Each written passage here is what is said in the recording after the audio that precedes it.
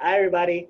So once again, my name is Cyrus Fernandez, Professional Development Coordinator here at Santa Monica College, and today we'll be going over how to use Zoom to conduct to hold your sessions and conduct fantastic presentations. Um, what we have on the screen, we'll be going over the PowerPoint presentation, and I will be providing the PowerPoints for all attendees right after the session as well too. There's a lot of technical components of Zoom that I'll be going over, particularly in the presets, to help make your events more manageable and more successful for your participants as well as your panelists. So let's get started.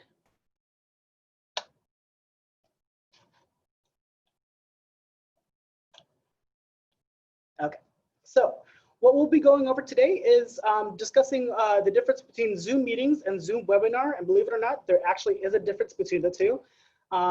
We'll be going over the various Zoom presets. So while you may have presets of your own that you may have for your various meetings, there's some Zoom presets that can actually augment and support your presentations as you're delivering presentations to students or maybe to other faculty members or to the public at large. So I'll be suggesting some Zoom presets for today's presentations. We'll go over how to collect registrations within Zoom. Believe it or not, there's actually a really neat feature in Zoom of how to collect pre-registrations for your events, so you can gain an idea of who's coming to your sessions and how to market your Zoom events to the wider public. We'll go over what Zoom event management means and how to manage your events. We all know that we're dealing with multiple populations and multiple groups that will be attending our Zoom sessions. So some event management might help support you in your process of delivering high quality events. Afterwards, we'll also talk about what the post-event follow-up could look like for your own events as well too. So some helpful tips and tricks, and then afterwards we'll also take questions at the end as well as throughout the presentations. So hopefully that kind of gives you a taste of what to expect for today's session. All right, so Zoom meetings and Zoom webinars. We use these terms very interchangeably here at Santa Monica College, and a lot of times they always mean the same thing. We're holding a Zoom session, a Zoom event. But I actually want to highlight the distinction that there is the difference between Zoom meetings as well as a Zoom webinar. And a lot of it deals more with the look and feel and certain capacity limits within both. So Zoom meetings. This is what we've been doing since March 15th when we all went online and when the California Community Colleges actually offered everybody pro licenses to help with our to help migrate all of our content as well as our operations into online mode. So everybody that's on this call or everybody at Santa Monica College actually has a Zoom Pro license. This is a license that was given to us by the California Community College for Zoom folks. And our Zoom Pro licenses actually come with unique features. So one of them is that all of our Zoom meetings have 300-person capacity, 300-person capacity. So if you're holding a session and say that you as an employee at Santa Monica College, you can actually have up to 300 people within your own Zoom meetings. And the really great thing about our Zoom Pro licenses is that there's no time limits to holding meetings. So for those that have the free, there's actually a free version of Zoom licenses available for everybody to sign up globally. But those free licenses actually come with a 45 time limit. So we are actually at a step above on the Zoom planning system. So there's no time limits to hold all of our sessions. Our Zoom meetings, whether they are team meetings or committee meetings that we're ever a part of, they're very interactive. So I think we're all familiar with the current Zoom meeting configurations. You get to see everybody's tiles within any given session. You can turn on or off the video and audio features. So what we're actually on right now is what's considered Zoom meetings. They're meant to be interactive and have robust audience participation. Voice and video is encouraged with a possibility of deactivation. This is different in the sense that when we go to Zoom Webinar is actually a different feature to everybody's Zoom meeting licenses. And so Zoom Webinar is actually a paid add-on feature that can be tacked on to everybody's or anybody's Zoom meeting license, if that makes sense. So we have the Zoom meeting, and then within one little feature, there's actually a Zoom Webinar feature. So as I mentioned, this is a paid add-on feature. It actually increases the capacity by 500. So with additional purchases for 500 people licenses. And I think the max that I've ever seen in Zoom Webinar activate the feature as well as additional licenses is 2,000. So if you're interested in what that looks like, definitely take a look at the Zoom Webinar feature within zoom.us. And you can see whether or not it'll fit with your specific needs of hosting 1,000+ people.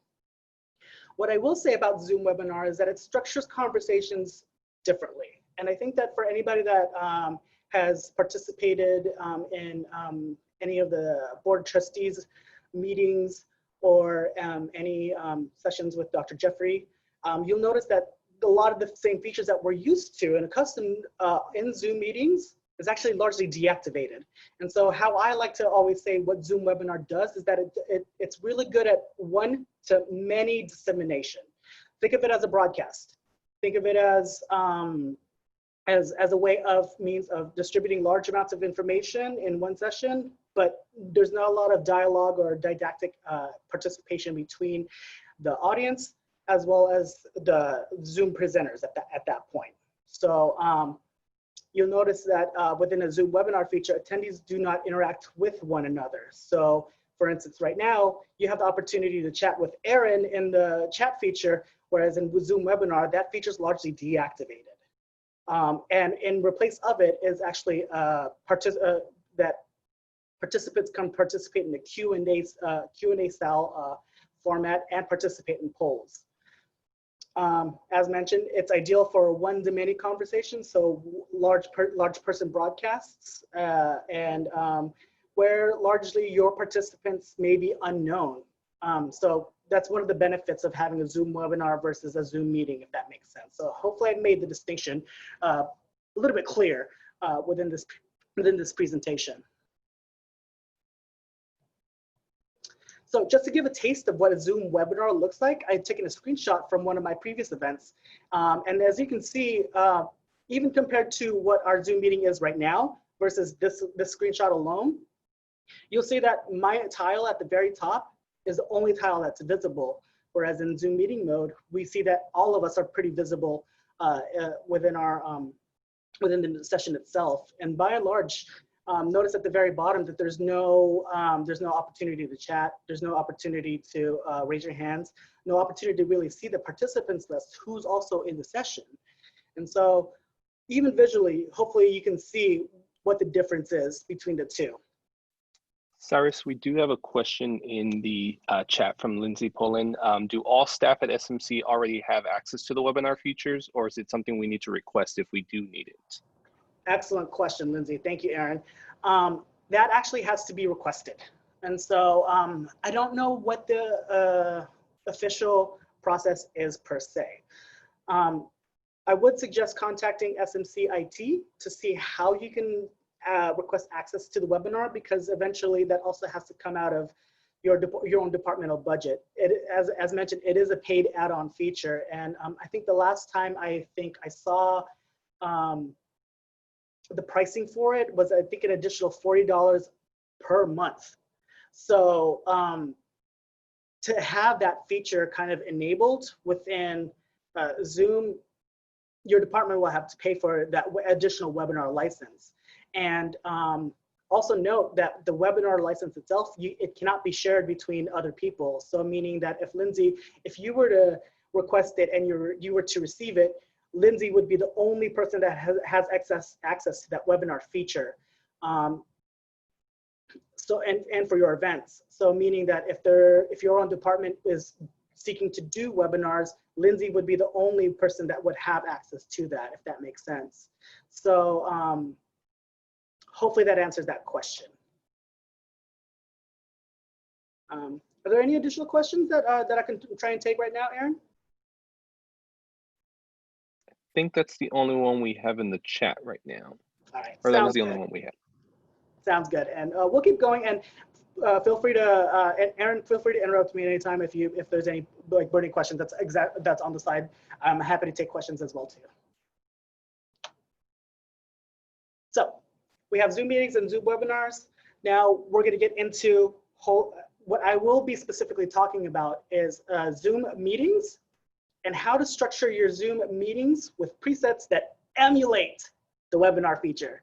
For me, I like to, if I can do things for free as much as possible, I will do them. I love the word free. So I've gotten pretty crafty ever since March on how to create Zoom meeting presets to emulate the webinar style. So hopefully we can save some money without having to purchase the webinar style.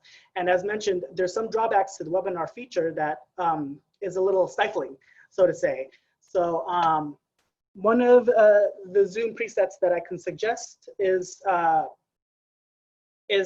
to keep your participants in mind. So I'm keeping my participants in this specific instance that I'll be talking about is to the larger public, people that are not an SMC employee, that could be a student, a potential parent that could be attending my session. So I'm trying to make it as accessible as possible.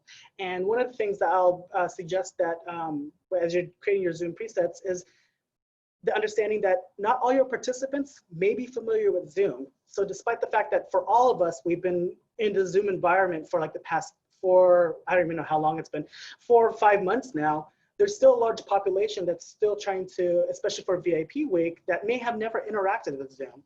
And so here's one preset that I can highly suggest, and take my suggestions for what they are, just simply as suggestions. But one of the things to protect your Zoom sessions is to disable the screen share, annotation, and whiteboard feature. So you can follow the steps that's located right over here. I won't go into them too in depth, but they're meant to be procedural in a way that can help you structure your Zoom presentation. The reason why I disable screen share, annotation, as well as whiteboard is that it gives more control over the Zoom hosts, as well as and anybody that's assisting with the Zoom presentation itself. So when you disable screen share particularly to the attendees. So the only people that do have the screen share capability is the presenter, the speaker, the panelist, and what we'll talk about later, the ZJ, the person that's assisting the entire process. Same goes for the annotation as well as the whiteboard. The annotation and the whiteboard are actually additional features that, if you've never messed with the presets, are still largely activated. And let's see, the screen share option activated to only have the host, to have the host only. And to disable the screen share for users, you can do this by following these simple procedural steps. Another thing to protect your Zoom meetings as well too is to disable the file transfer feature. And so what that looks like is from an event standpoint is that it prevents participants from sharing documents during your session. So you think of it as digitally passing notes. The reason why I disable that feature, or it's advantageous to disable that feature, is that you may not want to give your participants the freedom to share files that may disrupt your session, if that makes sense. So inappropriate pictures, things of that nature, harmful malware that could still be within a Word document, and people are instructing people to paste this into their search engines and things of that nature. That's largely the reason why I disabled the file transfer. One caveat is that if you do disable it, you do have the option to actually toggle to reactivate this feature in the session. I realize this myself whenever I'm doing sessions. Say I have a presenter that has shared a PDF or the PowerPoint slides, and I've disabled the file transfer feature. Oh no, I need to give handouts during the presentation. There is a way that you can do that by following these unique steps.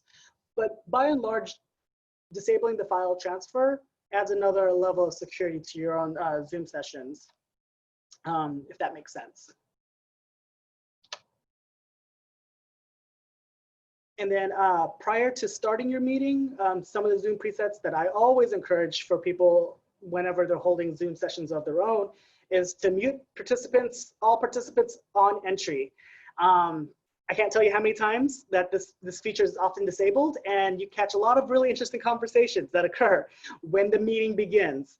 And so I do it as more of a kind of privacy note for all my participants.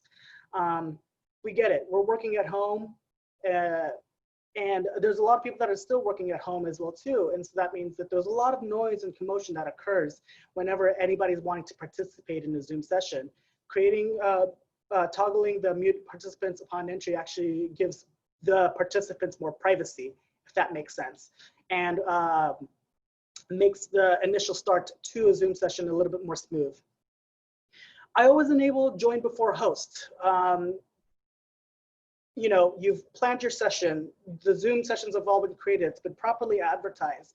And for whatever reason, you as a Zoom host is just running late. You know, a lot of us have back-to-back meetings sometimes, and who knows, you could be just coming back from lunch and you're just running a little bit late. I always enable a join before host because it gives my participants an opportunity to be in the session and to also just recognize that they are in the correct Zoom link, and that someone in this Zoom session will be live soon enough. That also aligns with enabling the waiting room as well too. So prior to this Zoom session starting, we all were waiting in a waiting room. And so enabling the waiting room actually gives you as the Zoom session holder the opportunity to chat with your presenters ahead of time. Say you find your Zoom presenters within the waiting room, you select admit, you actually get that 1 or 2, 3 minutes of time to actually chat with your presenter ahead of time to make sure that they're all set, troubleshoot any issues within the Zoom itself, and so that it can keep people away, not away, but it creates a separation between the two. It's a really neat feature because say that you're just running late, you can always relay messages into the waiting room saying, hey, we're running 5 minutes late. So it sets up the expectations and clearly communicates to your attendees that we're just running a little bit late, but we'll get started in a few moments. So, and think of whenever you're enabling the waiting room as a door to your specific event. You know, you can find who's entering and who's leaving to your event. So I'd like to always say, like, whenever you're enabled the waiting room and joining before a host, it gives you the opportunity to create a separation between those who are seeking to attend and who will be joining you soon enough. And so I've included some procedural steps as well too, to help you find out where those presets are. So yes, there we go. I have so in this slide, I've also included some screenshots of what that looks like. And so you are able to communicate with your participants while your session is still going on, and you can actually type your messages.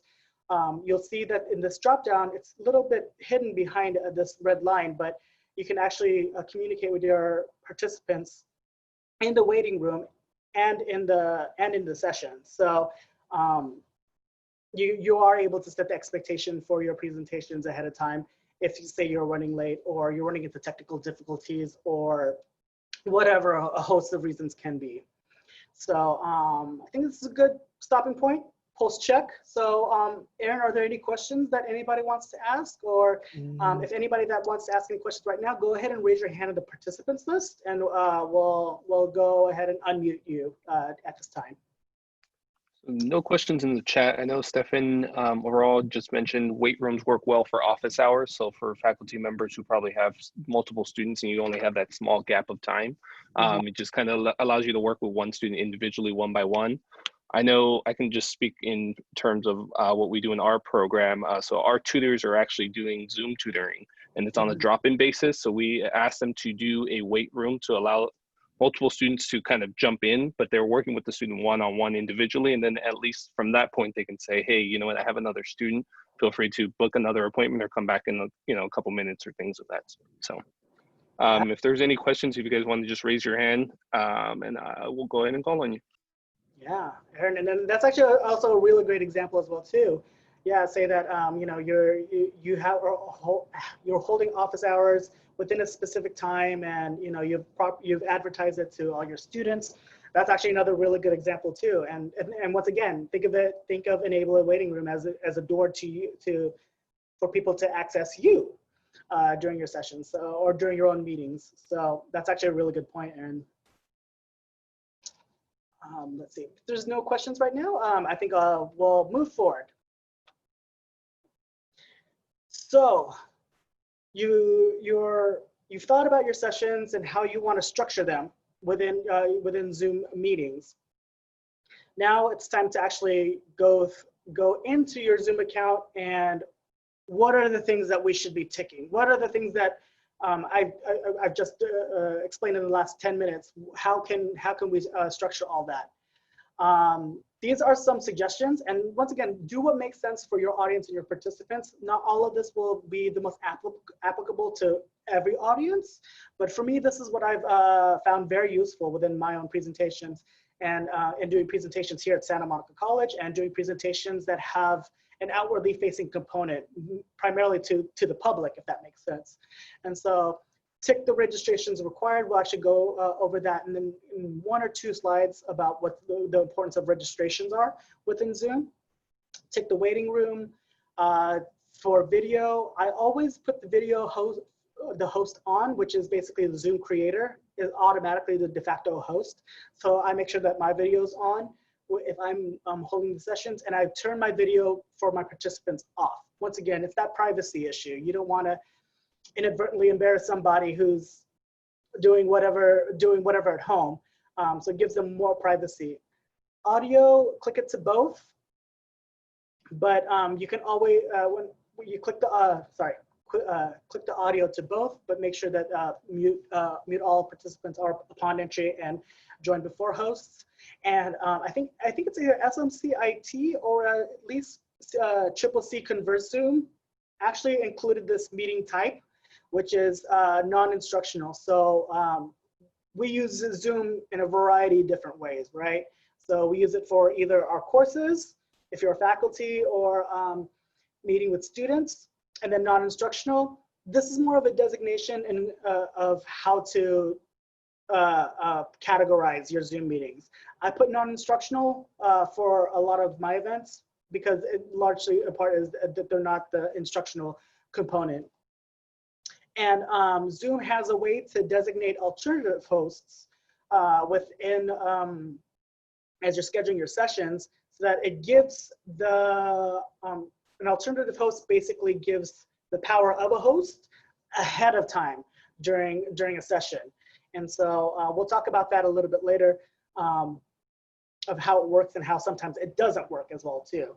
And once all this is set, you can hit save and it'll save everything for you and as you're scheduling the sessions. So registration, this often gets overlooked, but it's a really handy feature when you're advertising your sessions. Just click tick this box, required. I usually leave my meeting ID to generate automatically. Security, I always leave it at waiting room. Video for host is on, video for participants is off. Audio is preset to both. And then this is where you, tick the boxes, enable join before host, mute participants on entry. Say that you're interested in recording your session just as much as Aaron and I are recording the session right now, and you want to have it the moment that we start. Click this box right here, record the meeting automatically in the cloud. What this will do is that it'll actually start recording the session. And once the session is concluded, Zoom will actually start cleaning up the data and the recording, as well as the audio transcript that's being recorded right now. And it'll render usually within an hour or two, depending on how long the session is. So say that you have a 30-minute session, the recording will render within about 30 minutes to an hour after the session has concluded. Now, you have a 3-hour marathon of a Zoom session. That's a lot of data that Zoom has to render itself. So sometimes the rendering will occur probably like an hour or two later after the session. And so if for whatever reason, if participants are saying, hey, can I have access to the Zoom session? Don't be afraid to say, you know, once the Zoom session is rendered, we'll distribute it out widely and we'll notify all the participants. We go going down the list, we have meeting type. This is where the drop downs for instructional and non-instructional come from. And alternative host, this is where you can start designating people ahead of time who you anticipate to be the host for a session.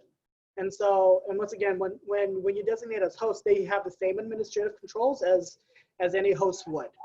That includes the permission to start and end the session as well too. So if for whatever reason you're running late and you just can't be part of the session, or you know that you're going to be 30 minutes late, it might be good to actually designate alternative hosts ahead of time. Once you have alternative hosts in there, make sure to have it with the emails. And there will be times that say that you have a presenter that's not with SMC. Maybe they have a Gmail account, or you know, whatever fun email account that people have nowadays. And you might get a kickback message, or at least the red text underneath that says, this Zoom account does, this email account is not registered within Zoom. Unfortunately, you may not be able to set your hosts up ahead of time, which means that at the day of the session, the workaround is at the day of the session, you can actually make them a host live by right-clicking on their participant name and granting them host, co-host permissions. And so I'll go over that as well too. So you're gonna get everything. You're gonna get soup to nuts of how to troubleshoot any issues that you may have within Zoom when holding your sessions. Cyrus, we do have a question in the chat from Evelyn. So how long will the recording be available in the cloud after the session is over? So very good question. The Zoom recordings stay with you as long as you're an employee with SMC. Because the Zoom session is attached to actually your SMC credentials. And so long as you're continuously employed as an employee with SMC, your Zoom session is attached to your last name _ first name at smc.edu. And since it's in the cloud, you have access to it as long as your SMC credentials is still, as long as your Zoom credentials is still attached to your SMC credentials, so to say. So you'll still have access to it, and you have access to, and the good thing is it's on the cloud. So whether or not you need to move from a desktop to a laptop to a tablet to a cell phone, you'll still have access to it whenever you need it. So great question. Are there any additional questions? And that's all we have for right now. Awesome. All right. So moving forward. So let's actually, well, not moving forward. We're going to go back a couple steps. So we toggled this box, registration required. And registrations is actually a really good feature within Zoom because you can actually distribute your registration link to whoever you want to blast it out to. So say that you want to include the registration link to student and blast it out to students. There is a registration feature that's attached to the Zoom event itself, which makes event management so much easier, so much more convenient for you on your end. So when you're collecting registrations, here's some procedural steps. But what I always encourage that if you are creating your sessions to a student-facing audience, a public-facing audience, or even just SMC staff, faculty, and employees, always have a meaningful title, because that's what, as I've learned even through my own event management, meaningful titles catch people's attention. Since your registration will be outwardly facing, it's always good to include some sort of description, because when people click on the registration link, for me, I would love to have as much information that I can make possible so that my participants gain a sense of what they are anticipating in my sessions. And think of populating your description as an opportunity for you to motivate people to register for your sessions, if that makes sense. So while it says optional, for me, one of my best practices is to actually include something, 1 to 2 sentences, maybe 3, about what the session will include. When populating the when and the duration is inconsequential. A lot of times the sessions do go over, so even if you say if it is an hour, it's more of a record keeping thing for Zoom globally, if that makes sense. But when you're populating when, make sure that it is when you are advertising your events. So this event, I created this event probably 2 weeks ago, but I knew that the session was going to go live on 6/29 at 10 p.m. Nobody want. The reason why I say that is if you need to adjust your time, or adjust the date, you'll need to adjust it here first, so that whenever anybody registers and the calendar .ics file downloads, it downloads from this specific field, if that makes sense. Maybe I can try to explain it a different way. This session will, the date and time should be the date and time you'll be holding your session. Say that you need to scale it back, change it in Zoom first before making announcements to people who have already participated, or if you need to send out the registration link one more time. The time zone, it's always preset to Pacific time, because that's where our licenses come from, CCC Confer Zoom. And a lot of times they won't be a recurring meeting, so I usually leave that untoggled. What it looks like from your participants' end when they receive the registration link is that it has the topic, it has the description, the time is right over here, and it collects 4 registration fields, which is first name, last name, email address, and email address twice. So a lot of times, especially for my own operations, these 4 fields is enough for me. I've seen a lot of different vendors that are using Zoom and have enabled this feature to include more registration fields. Sometimes it's mentioning what your title is, where you're coming from, what institution you're coming from, or how did you hear about the session, things of that nature. But at least pre-built into all of our Zoom licenses, it'll always have these 4, which 90% of the times is the information that I'm looking for a lot of the times. So it has that feature. Taking one step back, you have you've enabled all the presets, and you've put in your you've acquired the registration. There's actually a feature where you can upload any banners or any logos to help give your registration link a little bit more style and appeal, if that makes sense. So there is a way that you can load your banners and logos within Zoom to kind of give it that branding, that style that you want your participants to recognize, if that makes sense.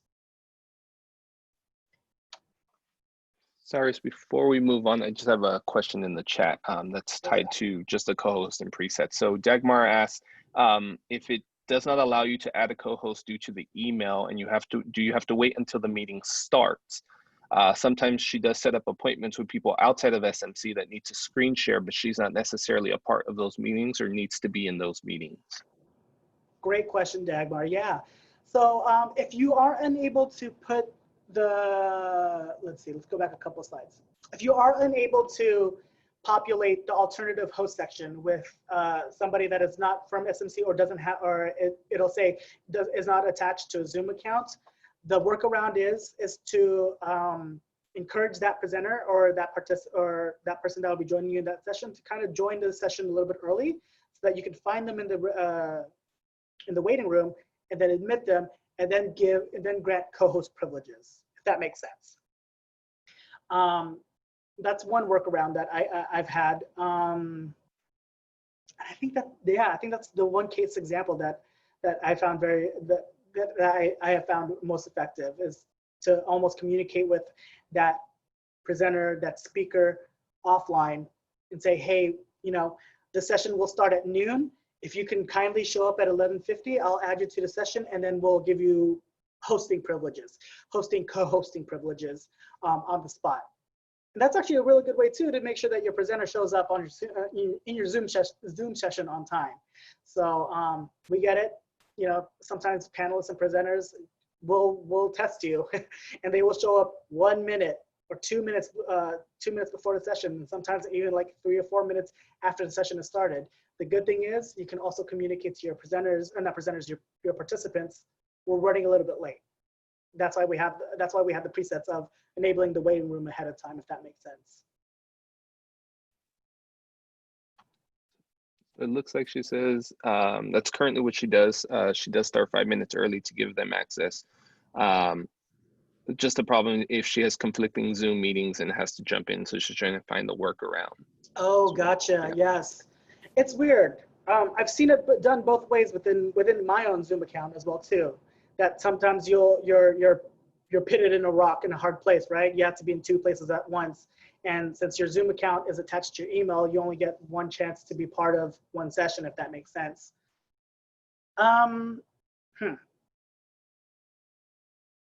One good workaround is, and I'll talk about it as well too, the role of the ZJ is to possibly have another person that can also assist you with that session, if it's possible, to find the presenter and proxy that person to start the session on your behalf, if that makes sense. Yeah, and I'll highlight that again when we go back into when we talk about who else should be assisting you within your Zoom sessions and so forth. But yeah, I'll make a mental note of that for myself, Dagmar. Thank you. Sarah, I have one more question that's tied to registration as well. Go for it. So Teresa's asking, if the host changes the time of the meeting after registration, will it automatically send a notice to all attendees who have already registered by email, or will the meetings reschedule on your calendar? Or do you have to manually change in Outlook or Google? So I would highly suggest, and I've learned this because I got bit by this mistake as well too, and this is one of those good learning moments. Any changes to the session, do it in Zoom first, because all future downloads of that calendar invite will be attached to that Zoom. In answering the first part of that question, it will. People that have pre-registered ahead of time, prior to that time or date change, will be notified. It will pop out as a screen. It says notify registrants of any changes. Hit yes. It'll send an automated email notifying everybody that pre-registered ahead of time that a time has changed. But I would always suggest that if you internally are scheduling your events and you didn't anticipate it, but you have to change the time for that Zoom session, change it in Zoom first, because any calendar download will adjust to that new one, if that makes sense. New time change. So hopefully I explained that clearly.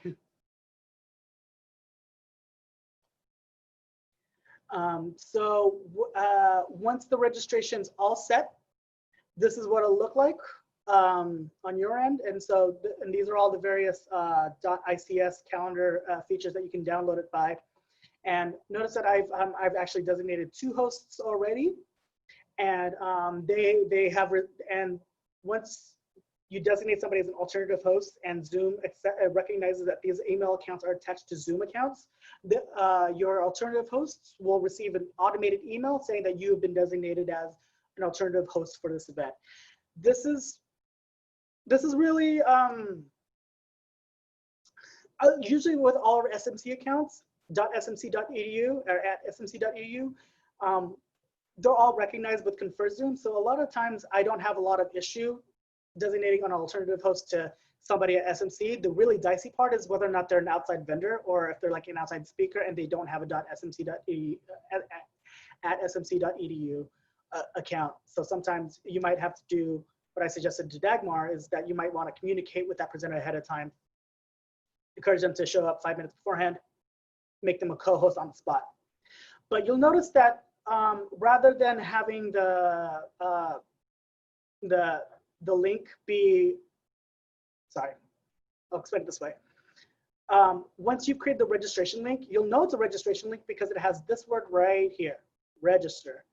And the registration link will look different. It'll be alphanumeric, but it'll be visually different because whenever we create our own meetings, say like from me to Aaron or anything like that, it's always numeric, if that makes sense. It's always usually that 10 digits at the very end, that's all numeric. You'll notice that within the registration link, how it looks different is that it has a registration and it's alphanumeric. And so once the registration link is in there and all your information is as good as possible, you can click this copy invitation link and distribute widely, however you'd like. So hopefully that's what collecting registrations looks like on your end as well too.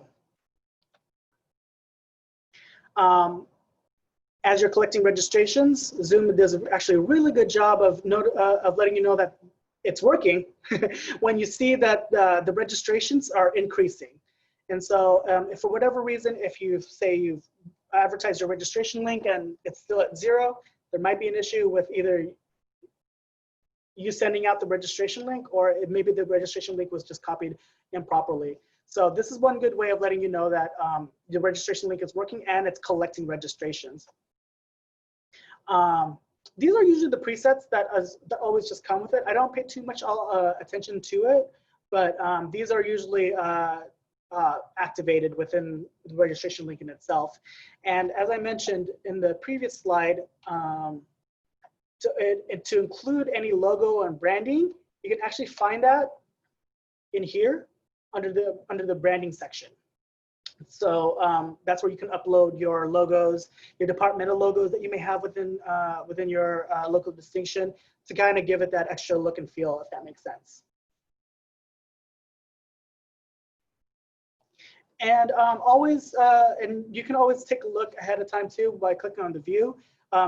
You'll just know who's coming, and that's always a really good thing too, because that doesn't minimize the chance of a Zoom bombing occurrence, but it at least captures who's coming ahead of time so that you can always follow up to share PowerPoint slides or to follow up if anybody's potentially trying to Zoom bomb you, that you've at least captured some information from them. So Zoom event management. Kind of a funny term to say out loud because we're used to event management, and for anybody that does a lot of events when we were on ground, I encourage you to still think of your Zoom sessions as such. And so while we're in a remote environment, I always say, think with your event management mindset on first and then Zoom second, if that makes sense. So keep on planning as you normally would first, and then back end it with the information from this presentation, because Zoom, how do I say this? Video conferencing is going to be the skill for a lot of us at SMC, and for a lot of us in general. It's going to be a skill that we're going to have to learn to adopt as well as refine along the way.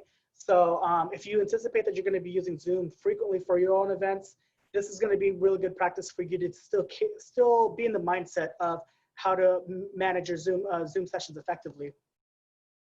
So this is a lot of text, but one of the best things I will ever suggest for anybody that's doing a Zoom session is never do it alone. I'll say it again, never do it alone. So say that you're planning a Zoom session and with a presenter or things of that nature, I'll go back to my previous statement. You wouldn't let, I'll go back to my previous statement. In your own event management skills, you wouldn't let the presenter do check-in. You wouldn't let the presenter do like monitor who's coming in and out of the door when you're on ground. You usually leave your presenter to do the best part, present. So always, if you have a presenter, if you're trying to create a Zoom session, make sure that there's at least a presenter and that there's somebody that's there to support the Zoom session effort. So for instance, right now, Aaron's supporting me by doing the monitoring in the chat so that I can focus more on my presentation, if that makes sense. So it's just another added assistance for your presenter so that there's somebody that can assist with the session, something, any questions that may occur. People sometimes get disconnected from the room and they need to be readmitted. That all goes to show that never do a Zoom session alone. Keep presenters as presenters or speakers as such, and try and identify people ahead of time to assist with your sessions if it's not just you. So I'll say this right. I'll say this pretty upfront. We created the term ZJ here at Santa Monica College. So if you hear it outside of Santa Monica College, I think that's awesome because ZJ is a term that we just created here at SMC. This actually came from one of the first Zoom sessions I was having as an event, and someone said, "You're a really good ZJ," so I've just kind of ran with it. But ZJ can also just mean somebody that's just assisting you within the session. And so, moving on to the next point, the Zoom creator is automatically the host. So, and designating a co-host in Zoom either as an alternative or in a real time, that's how you can identify a ZJ. The additional person that'll be helping you with your sessions. You can do this right over here. Just hover over the participant's list name and make somebody as a co-host. For me, the role of the ZJ is to make sure the event just runs smoothly. My own event management philosophies is that, how do I say this? My presenters, my speakers, my panelists are Beyonce. Beyonce's sole duty and purpose in my Zoom sessions is to present their content. Present it beautifully, focus on the content. I'm the backup to making sure that Beyonce looks good, right?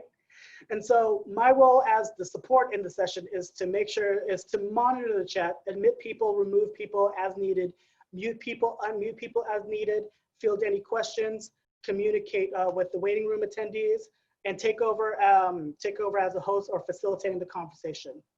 That makes sense.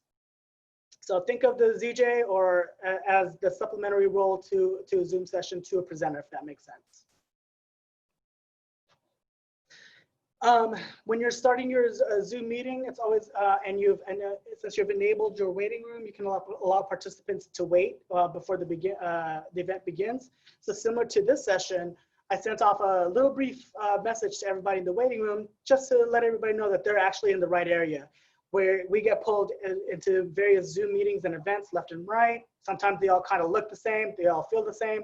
And so for me, whenever I have the waiting room enabled, I always typically send a small little message saying you're in the right area, here's a few community guidelines, and so forth. It communicates expectation ahead of time so that once people get in, we can get started and we can get rolling, if that makes sense. And like I said, I'll be sharing this PowerPoint presentation with everybody afterwards. And so feel free to use this however you'd like.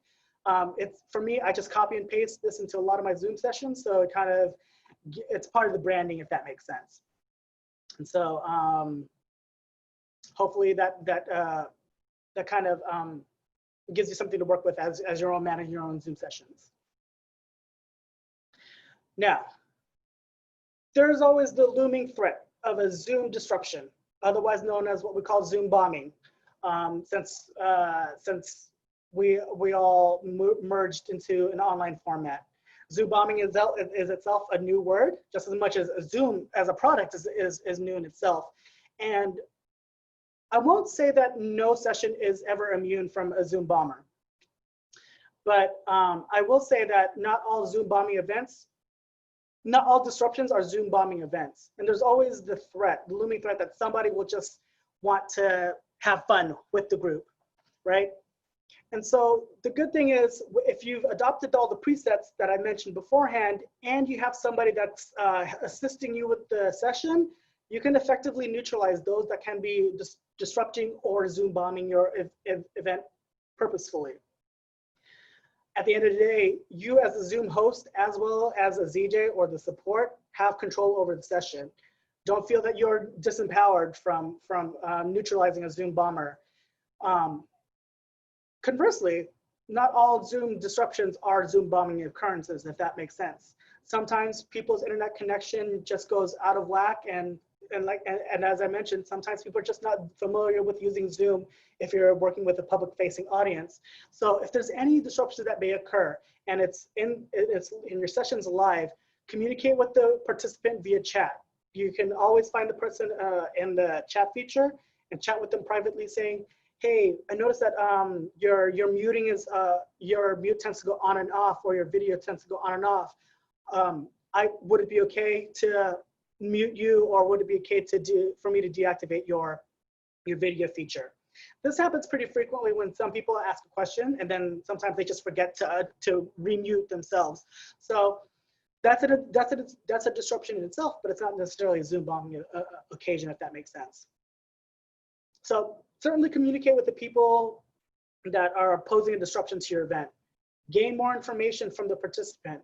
Ask questions. Like if someone's asking a very particularly pointed question that you think is off center or just downright inappropriate, you can always ask them, can you rephrase your question in a different way? Can you explain your question to me? And then I can also, try and create a question. We can try and create a question together that we can pose to the presenter. Hopefully that's one way that you can try and talk to somebody who may not be familiar with Zoom or is causing the disruption. I've done it before. Don't be afraid to mute the participant. Even if it is mid-sentence and they're about to say something that you feel that in your bone, they're going to say something bad, mute. Like I said, you have the control over it.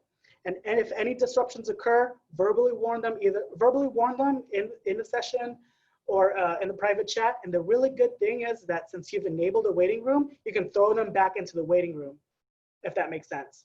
So once again, the waiting room actually serves a dual purpose. If there's any disruptions, just throw them back into the waiting room, and that effectively makes a door so that any future disruptions that do occur is neutralized. One more caveat about Zoom bombers is that the Zoom bomber's intent is to just disrupt a session. And so, as reading the literature on Engadget, as well as Forbes and things of that nature, Zoom bombers are more apt to target Zoom sessions that have titles that designate sensitive populations, if that makes sense. So if we say, Mr. De La Torre's second grade classroom, someone's going to want to disturb that classroom because because of the title itself, or saying, this is a session, a meditative session held by this yoga instructor. They're going to look at that title first and trying to see and target the title and have the intent to disturb or disrupt the peace within that session, if that makes sense. So that's why I say go back to making meaningful titles and making meaningful descriptions, so that you're not subconsciously being a target of it, or a target of Zoom bombers, if that makes sense. Do we have any questions so far? I think Michelle Harrison, and we can probably, I don't know if you'll probably cover it here, but I think, Michelle, are you asking the current background that he has on his Zoom right now? Or is it tied more to the branding in terms of the registration link? Yes, in terms of the brand, I like the picture that he has. And does he upload it from branding, or is that for our logos specifically? Yeah, thank you for the question, Michelle. Yeah, so with the Zoom background, I know that especially with the professional development committee that's holding 2 weeks of professional development sessions for faculty, they've created a whole branding package, whole branding suite of making sure that the background also ties with the overall theme. And some groups on campus and even globally purposely do that, right? They create Zoom backgrounds for a whole conference. And so you can adopt that. as for your own branding purposes as well too. Say that you have a sequence of workshops that are on, say, self-care, and you want to have a very soothing background. I say have fun with it. There is no hard set rule on Zoom backgrounds, just as long as that they're tasteful, because people will be seeing you. And for me, like I'm fine with this background, and I'm fine with it being recorded as such. So part of it is, yes, if you have branding that is part of the overall occasion that you want to include in your background, absolutely. I think that's beautiful. I think it's wonderful. At the same time, whatever you feel comfortable as well, that you want to present as your background, so long as it's in good taste. I Okay. think, Michelle, in terms of your question, are you also asking how he does put a background? Because that would be that's different in your settings to put a Zoom background than it would be in the branding settings that you're doing for registration. So that could be something we could talk about as well, if that was part of your question. Yes, I wanted to know how to do that for my picture as well. Okay. Yeah, we'll definitely go over it at closer to the end, but and I'll stop sharing and then reshare my screen and showing you how you can do that as well too. Okay, thank you. All right, thanks, Michelle. Any questions on Zoom bombers or Zoom disruptions?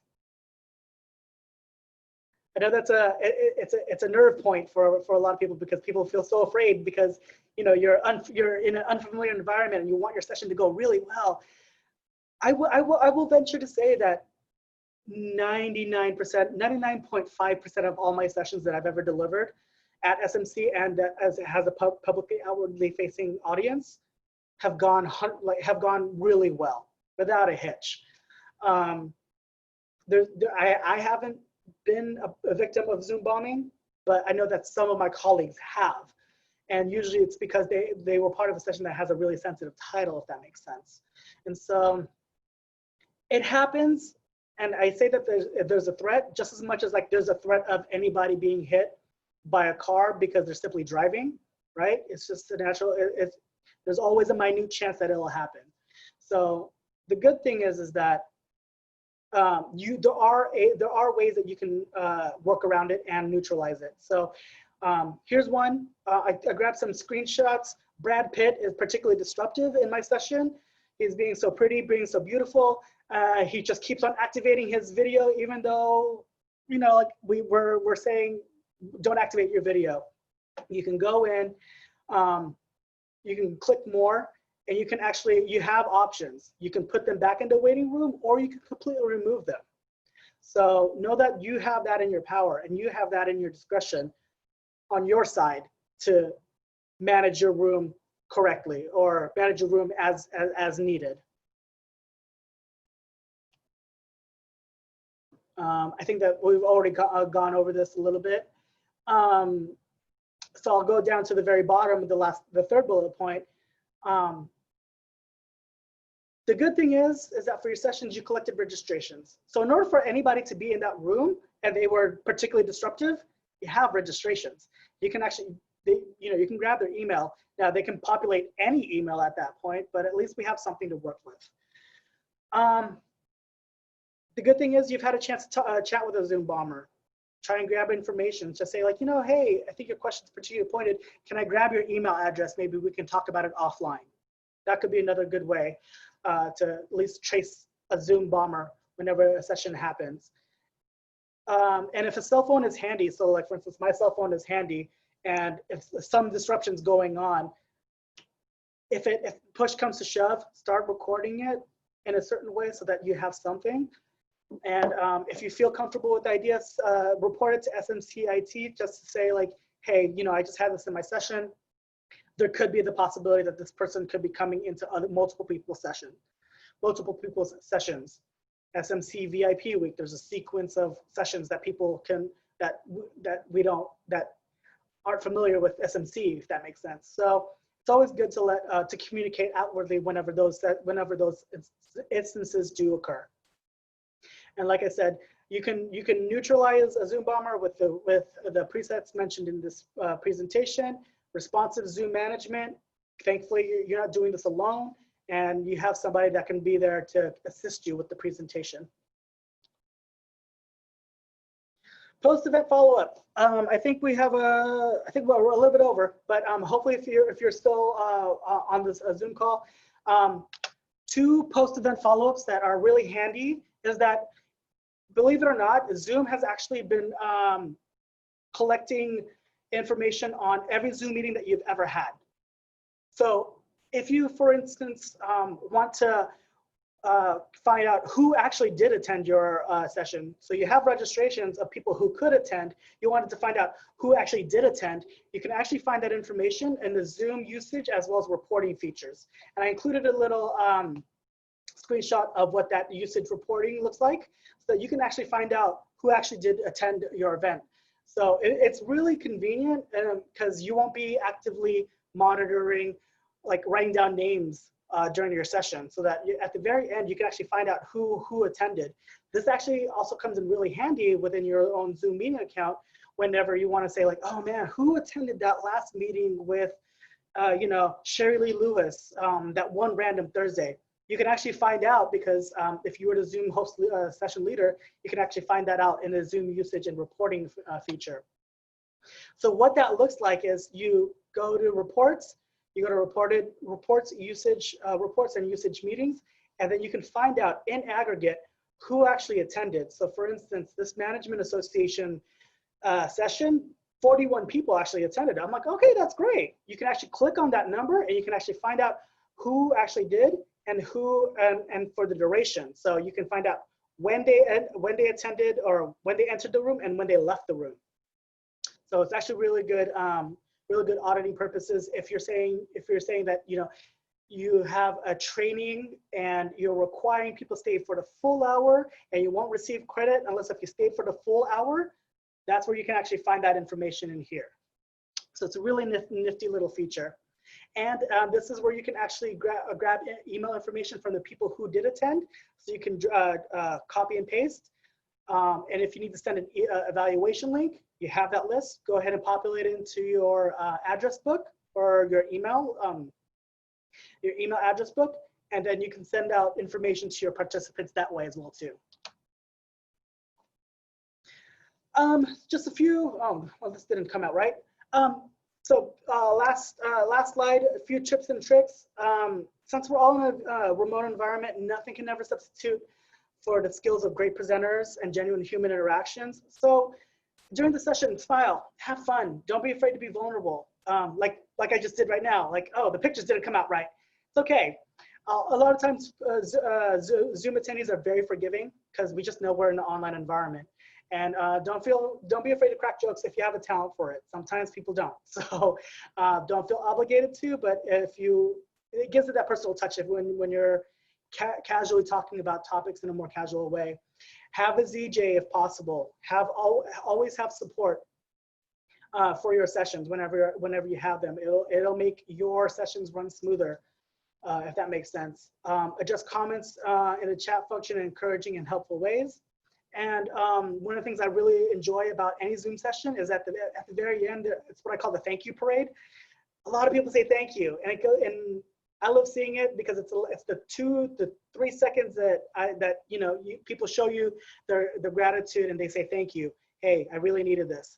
So be part of that moment, because if you have a 100-person, 200-person, 300-person session, there's a lot of people that were there because they wanted to see the information that you had to present. So always, if you can, stay a little bit after the session to kind of experience that moment. Other than that, I know I've gone a little bit over, but if you're still here, we're happy to take any questions. If you have to duck out, we completely understand. Thank you so much for attending today's session. We really enjoyed having you here. And once the session's over, once the recording is done, we'll make it known to everybody by using the usage report and as well as a short evaluation from the Classified Professional Development Committee. So thank you all so much for attending today's session. I guess for Aaron and I will definitely take questions in the chat feature or if you want to post questions verbally as well too. So I don't think we have any other questions. Michelle, if you want to stay back, we can probably just answer your question about backgrounds. And Rebecca, I think you had asked about the slides. Are you talking about this presentation? Yeah, so I think Cyrus was saying once we get everything with the recording and from the usage report, we'll also email out a copy of the presentation as well. Right. Great. So I know this is a lot of information. Sometimes it's just overkill. I get it. So these are all just helpful suggestions to help make your Zoom session that much more professional, that much more enjoyable for all participants and panelists as well too. Feel free to take as much as you need from today's presentation. So. And I think Rebecca, you have a question, so I'm going to go ahead and unmute you. Yeah, hi, thank you. My question is also, I have noticed that when people have a background set up, I know here right now I see that Cyrus and both Aaron, you're not like flickering. Yeah. And I know they talk about this green background. So I really would like to know, how do you go about that? Because when I try to put a background, it kind of flickers and it doesn't look good. Right. Thank you. Yeah, definitely. I'll take one stab at it in the sense that what really does help with the background, and sometimes to minimize the flickering, is to have a solid screen background. And so like usually like just a white wall or a solid wall usually really does help with it. And the reason why is because I'll actually deactivate my videos. Oops. Which is, sometimes I have the benefit of this white wall right over here that helps with minimizing it. But yeah, Aaron, do you have any suggestions for Rebecca by any chance? Yeah, so unfortunately, one of the issues with it depends on the graphics card on your actual laptop and what you're using. So I know sometimes I have some colleagues who are trying to get a background and they're using the district Sense Chromebooks. The Chromebooks don't necessarily have the graphics card that can kind of host a background like that. So sometimes you will get that flickering effect, or you'll see, my face will fade into the background. So half my face will be, right-hand side of Dodger Stadium or something going on. So unfortunately, sometimes there are things that are out of the control of that. I know for those who don't have a graphics card, it is recommended that you do use a green screen background, whether that be a piece of green cloth, or if you actually have a 3D background that you can get from Amazon. I will tell you that most of the time last time I checked, they were sold out. So I think they're working on getting those. But if you even have like a piece of green cloth that's just solid green, you can use that. I think in Zoom there, when you go into the preferences, let me look it up because I can't remember the exact wording. But when you go in, so essentially, if you go into your Zoom, you go into preferences, there's a specific link for virtual backgrounds where you can upload pictures. Aaron? Yeah. Let me show you. Now it may be a little bit different because I'm looking at it. I'm using my own personal Mac for it, so but I can show you. Well, even for me, I'm wearing a green shirt. I'm not sure if you can see it, but I'm not fading in the background. So yeah, sometimes it works and sometimes it doesn't. But I think one good rule of thumb is, so long as it's just not distracting. Because I've seen people fade in and out, and I'm just like, just turn off your background. So yeah. Sorry, so my thing for some reason still doesn't let me do screen share. Yeah. I would have to quit and then go back in there or back in the room. I'll make you a host. Yeah. Does that work? Let's see if it's letting me. No, it's not letting me. No. Yeah. It tells me I have to quit out and come back into the room. What we can do is I can take screenshots and we can put something together in the email that gets out, and I'll send that out with instructions on how to actually do your Zoom background. I'll also look at I'll do off of PC, Mac, and then obviously Chromebooks as well, because I think that may look a little bit different. So I can put that together and we can send that out, Cyrus, in attachment to your email. Sounds good. Yeah, definitely. Aaron, can you actually make me a co-host again? When I made you sorry. host, I lost my host privileges completely. Okay. I'm gonna make you the host now. Right on. So I'll write that down. I see Rebecca's hand is up. So Rebecca, did you want to ask a question? And thank you so much, Rebecca Sprigg. Sorry, I had already asked my question. Thank you. I forgot to. Sorry, I thought I saw Rebecca Sprigg as well too. So, Yeah. but thank you, Rebecca. Yeah. All right. Are there any other additional questions right now? Any burning questions? I do have a question. When I say save my Zoom meeting to Outlook and it downloads to my Chromebook, where does that go? Because I have to manually put in my meetings that I got I that get what you you're saying. sent me. Yeah. Yeah, I think that happens universally for all of us, is that sometimes whenever we download a Zoom meeting, it downloads a .ics file, which is in a calendar system, which is a file. It's like, it's no different than downloading a PDF or a Word document, but it saves it as a .ics file and it'll appear on your desktop. You click on it and just accept it. It's a minor inconvenience because it's like 3 more clicks that you have to do in order to download it. And I haven't found of any other way that kind of automates it or kind of makes it a little bit more seamless, if that makes sense.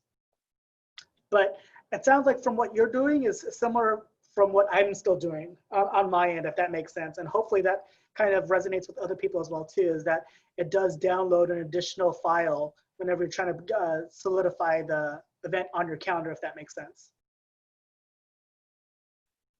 Is that everybody else's experience as well too? I can say, like, for my personal thing, so I use, obviously Zoom's tied to my SMC Outlook account, but I also have a district created a GApps account for me as well. So sometimes when I save the calendar, though obviously it gives you the 3 options, right? It gives you Outlook, Gmail, and then iCal if you have a Mac. Sometimes I've seen where I've downloaded it and it actually, I click it, save it, but I don't realize that it's saving to my GApps account, which is my Gmail account versus my Outlook account. So sometimes that could be, even if you click Outlook, I don't know why it's done that to me a couple of times where it doesn't save on my actual Outlook calendar, but it saves on my GApps calendar. So also look at that. If you have other emails on your desktop or on your computer, sometimes it could be saving it to one of your other email addresses. And I don't know why it does that, but it's been doing that a couple of times. Right. And what might be helpful as well too, and I don't think I see Dagmar in the list, but I'll definitely reach out to Dagmar personally, is that sometimes you have to be in 2 meetings at once.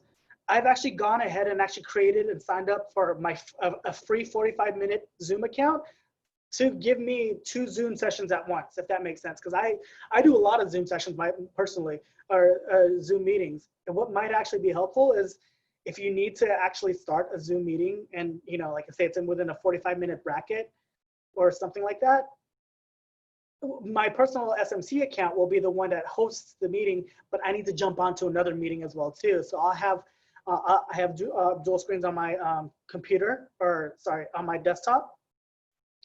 I'll be in one session managing one, and then being in another chat meeting or another meeting at the same time as well too, on a laptop and things of that nature.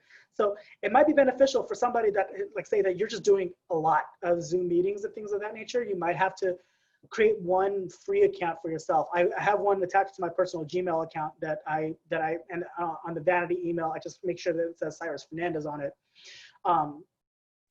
to maybe help mitigate the possibility, or sorry, to help facilitate the possibility that you might have to be in 2 places at once. That actually happened to me last Thursday or last Friday, where I had to be in two Zoom sessions at once. So I had one backup account and then one with my SMC account, if that makes sense.